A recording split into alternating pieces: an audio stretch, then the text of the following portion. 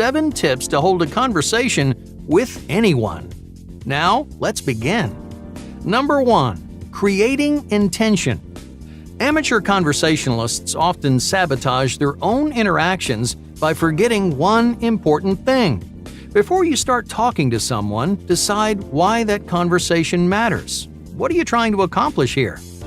Okay, let's say, for example, that you strike up a conversation with a new colleague. That exchange could go any number of ways. If you want to recruit them for something at work, you might bring up the new project you're starting. If you want to find someone to hang out with, you'd probably ask them what their hobbies are. So, what do these 2 examples have in common? They both use a specific intention. There's a goal that you want to accomplish, so you know how and where to kick things off.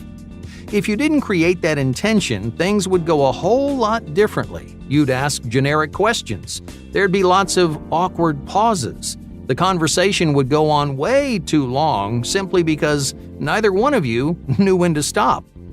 You need intention for the same reason that you plan a vacation before you go on it, or you pick a destination before you start driving.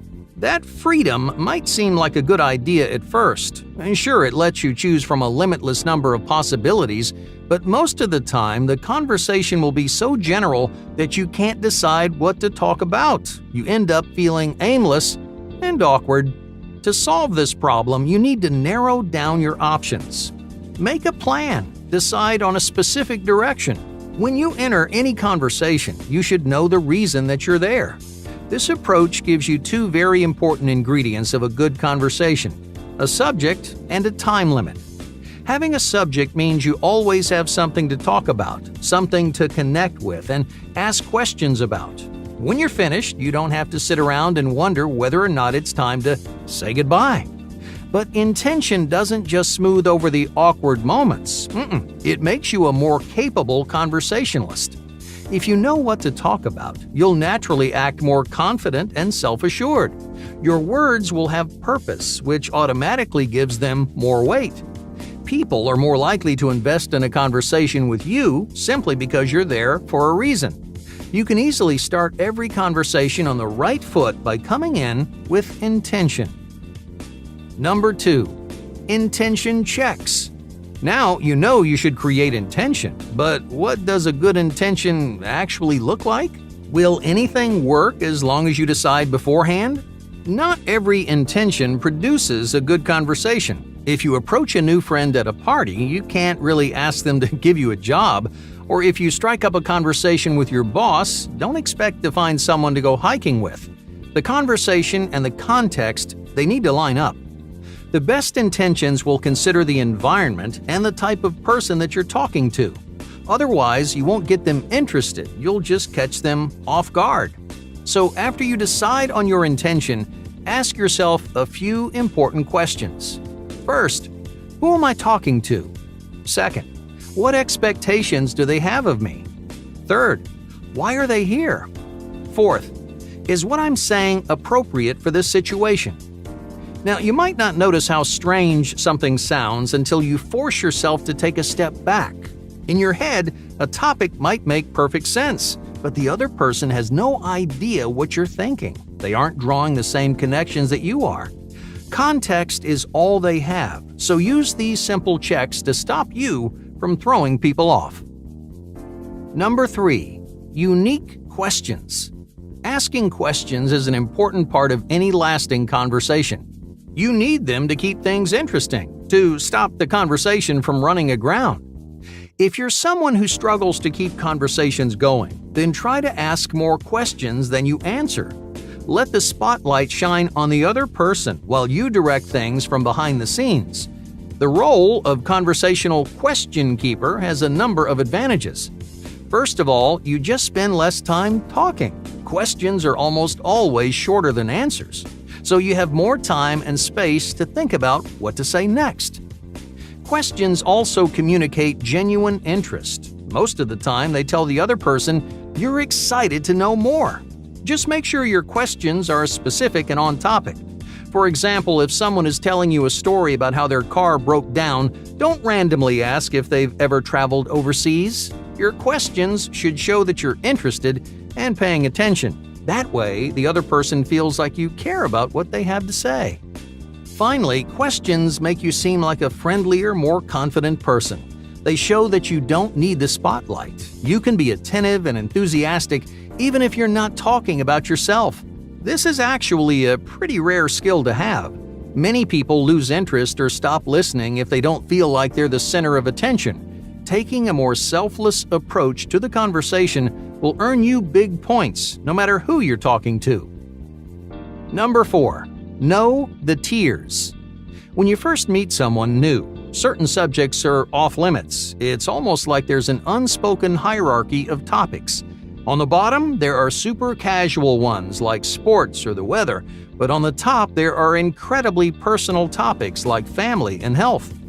So, how do you know which subjects are appropriate to talk about and which are crossing the line?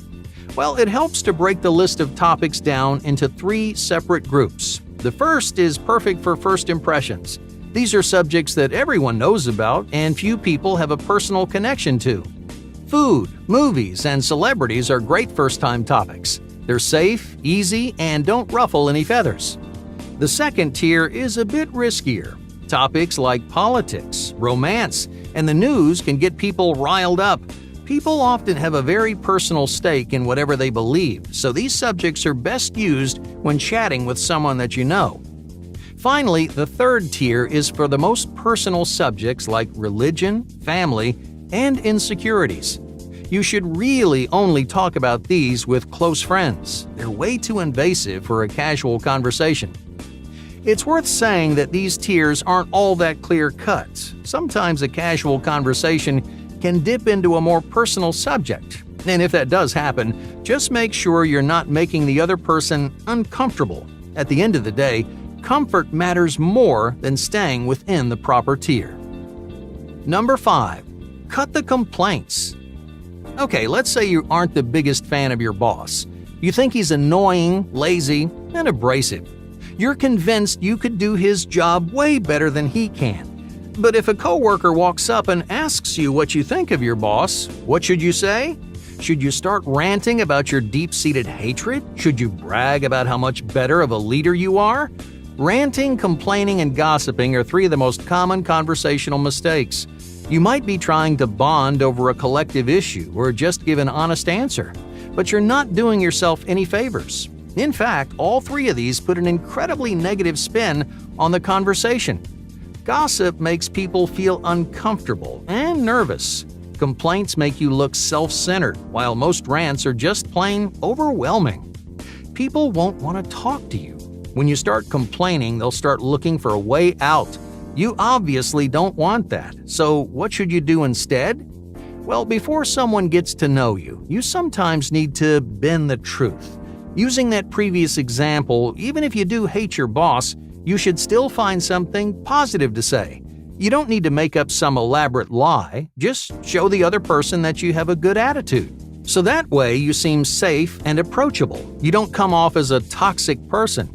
By cutting out complaints, you can keep the conversation positive and fun for everyone involved. Number 6. Chaining stories. How do you usually end your stories? Do you wait for the other person to ask for more information? You can effortlessly keep conversations going by ending each story with a question. This creates a smooth transition between topics while keeping you in the driver's seat. So imagine you just finished a story about a recent camping trip. You shouldn't stop talking when your story ends. It's almost like playing catch with someone, but instead of throwing the ball back, you just hold on to it. A question at the end of your story will pass the spotlight back to the other person. This gives them a chance to be active and invested. It may sound like a simple change, but that one question can make all the difference. Number 7. Persistent practice. Ultimately, the best advice that anyone can give you is to have more conversations. Talk to more people. Everything on this list will help you improve in some way, but if you want to become a better conversationalist, you need experience. People don't always react like you think they will. On paper, one thing might make perfect sense, yet it looks completely different in practice. Why? Well, because even if small talk is pretty standardized, people's personalities aren't. You never really know what someone will say or do until you're there. So you need that experience to make you a more flexible socialite. As you slowly get a handle on how people react, you'll discover more and more opportunities to incorporate these tips into each interaction. With these under your belt, you can easily hold a conversation with just about anyone.